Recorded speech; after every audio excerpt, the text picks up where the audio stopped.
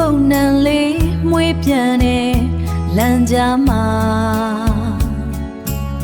တို့ရှမ်းရိုးရာရှမ်းခေါက်ဆွဲလေးအာရပါရာစားလိုက်ပါတို့ဖူးနွေပူပူလေးကလည်းအေးတန်ကိုအောင်နိုင်တာမနှက်ခင်စီရန်လေးကစိတ်ကိုတကယ်ကြည်နူးစေတာ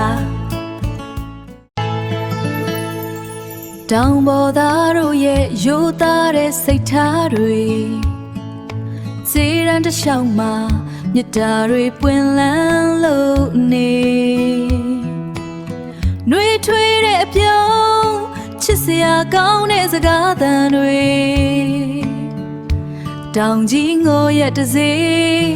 မင်းလည်းတစ်ခေါက်လောက်တော့လာခဲ့စေနင်းပွင့်တွေဝေးတဲ့မနှက်ခင်တောင်ကြီးမျိုးလေးရဲ့အလှတရားတွေစုံလင်ငါရဲ့တစေဆိုတော့လူတွေလဲအောင်ခဲလို့ပင်ခြေကောက်စေးတွေအော်သံ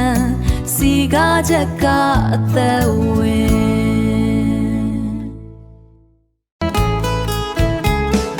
တောင်ကြီးစိမ်းနဲ့ရှမ်းဖီးစိမ်းနဲ့ပျော်စရာစိမ်းနဲ့စိမ်းနဲ့ဆိုရင်စိမ်းဝါလ်ထွားမီထာဆူအာလွန်စိမ်းလလကစိမ်းနဲ့မာစိမ်းဝါလ်ဆာရိုယာဆာဆယာဝါလ်ကာဆာပျော်စရာစိမ်းနဲ့ထွဲကြမလ်ပြ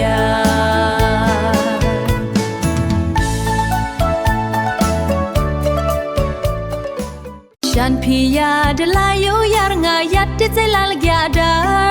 ဇေယောင်ဇေဝါပျော်ရွှင်စရာလာရကြဖို့ဖထဲခေါ်တာတောင်ကြီး